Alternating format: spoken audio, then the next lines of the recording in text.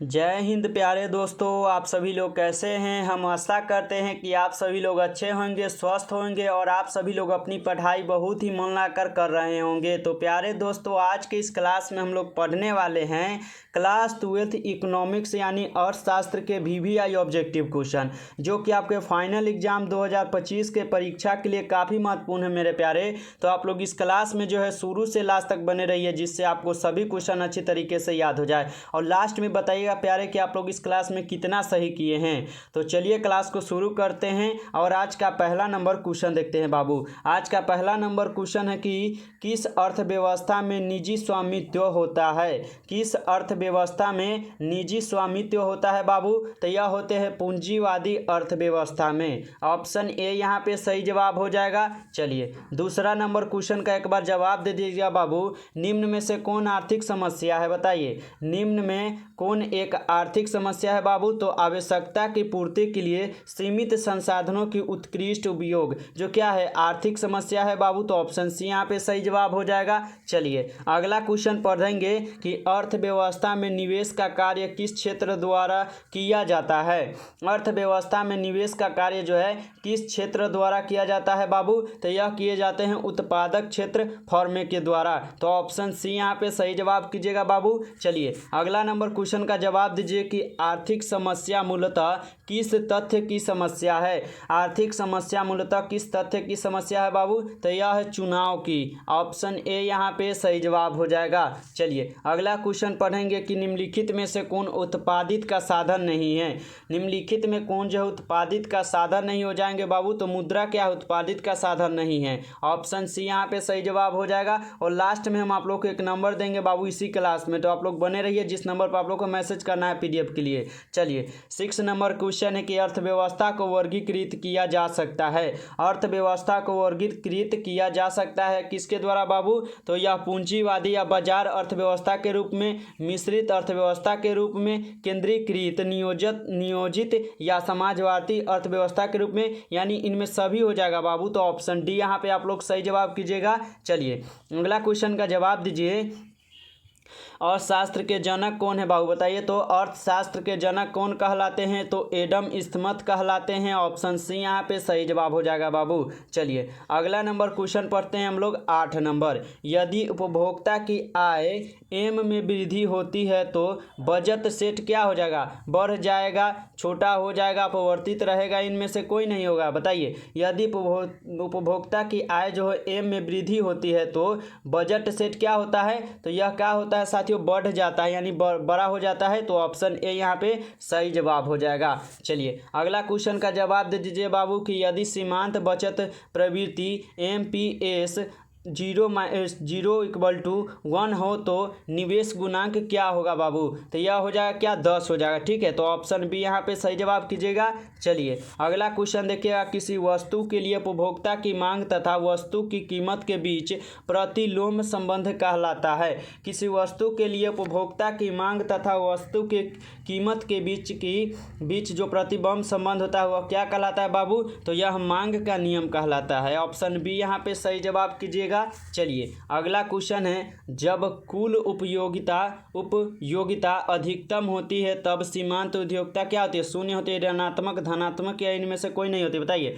जब कुल उपयोगिता अधिकतम होती है तब सीमांत उपयोगिता क्या होता है बाबू? तो यह शून्य हो जाते हैं। ऑप्शन ए यहाँ पे सही जवाब हो जाएगा। चलिए अगला क्वेश्चन का जवाब दीजिए। तो निम्न में से कौन मांग को प्रभावित करता है? निम्न में कौन मांग को प्रभावित करता है? वस्तु की प्रवृत्ति, प्राकृतिक वस्तु का विविध उपयोग, समय, त्वच की सोच, यानी इनमें सभी हो जाएगा बाबू। तो ऑप्शन डी यहाँ पे सही जवाब हो जाएगा। चलिए 13 नंबर क्वेश्चन का जवाब दे दीजिए कि किसी वस्तु में मानवीय आवश्यकता की पूर्ति की क्षमता को कहते हैं। किसी वस्तु में मानवीय आवश्यकता की पूर्ति की क्षमता को हम लोग क्या कहते हैं बाबू? तो उपयोगिता कहते हैं। ऑप्शन सी यहाँ पे सही जवाब हो जाएगा। चलिए अगला क्वेश्चन है, मूल्य वृद्धि से गिफिन वस्तुओं की मांग क्या है? बढ़ जाती है, घट जाती है, स्थिर रहती है, अस्थिर हो जाती है, बताइए। मूल्य वृद्धि से गिफिन वस्तुओं की मांग क्या होते हैं बाबू? तो यह बढ़ जाती हैं। ऑप्शन ए यहाँ पे सही जवाब हो जाएगा। यानी मान लीजिए कि एक कॉफ़ी का दुकान है, ठीक है, यहाँ पे सी से कॉफ़ी हो जाएगा और टी से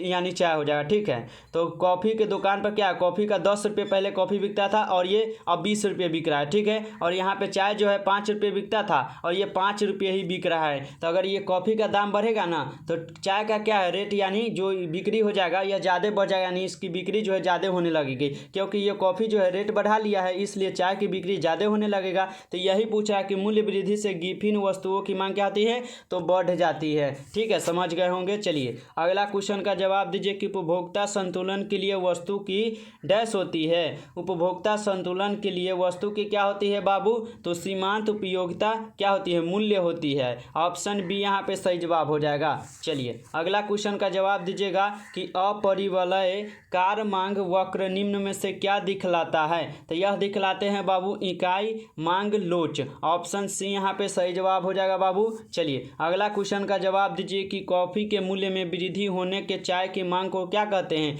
तो बताइए, तो कॉफ़ी के मूल्य में वृद्धि होने की चाय की मांग क्या होती है, बढ़ जाती है, घट जाती है, स्थिर रहती है, इनमें से कोई नहीं होगा। तो यह क्या हो जाएगा, बढ़ जाएगा। ठीक है बाबू, यह क्या हो जाएगा, तो बढ़ जाती है। ऑप्शन ए यहाँ पे सही जवाब हो जाएगा। चलिए अगला क्वेश्चन है उदयनिक आर्थिक एजेंट के रूप में क्या कार्य करते हैं। तो यह करते हैं संगठन, समन्वय, जोखिम वहन करना, यानी इनमें सभी हो जाएगा। चलिए आगे बढ़ते हैं, अगला क्वेश्चन देखते हैं। उत्पादन संभावना वक्र के क्या है, न तो दर आकार का क्या कारण होता है बाबू। तो इसका कारण होता है बढ़ती अवसर लागत।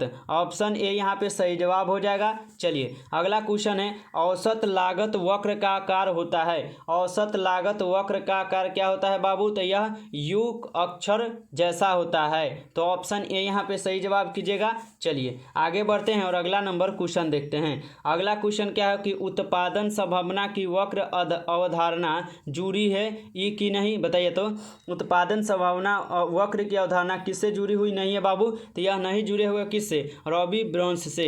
ऑप्शन डी यहाँ पे सही जवाब हो जाएगा। चलिए आगे बढ़ते हैं, अगला नंबर क्वेश्चन है, वह कौन सा समय है जिसमें उत्पादन के सभी साधन परिवर्तित की जा सकते हैं।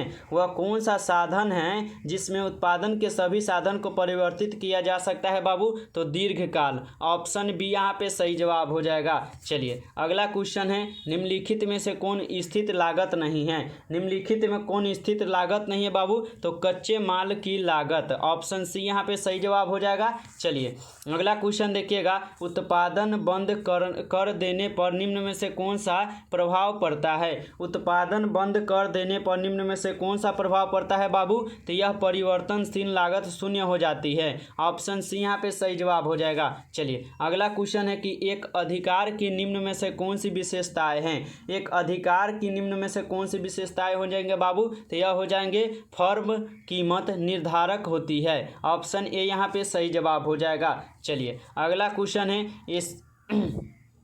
अगला क्वेश्चन क्या है कि एकाधिकार फर्म में संतुलन की शर्त नहीं है। बताइए, एकाधिकार फर्म में संतुलन की शर्त क्या नहीं हो जाएगा बाबू, तो औसत आय बराबर सीमांत लागत। ऑप्शन ए यहाँ पे सही जवाब हो जाएगा। चलिए अगला क्वेश्चन देखते हैं। अगला क्वेश्चन क्या है कि निम्नलिखित में से किसके अनुसार किसी वस्तु की कीमत मांग और पूर्ति की शक्तियों द्वारा निर्धारित होती है बाबू, तो यह होते हैं किसके, मार्शल के द्वारा। तो साथियों आज की इस क्लास में टॉप 27 क्वेश्चन थे जो कि हम आप लोग को पढ़ा चुके हैं। और बताइए कि आप लोग कितना सही किए हैं।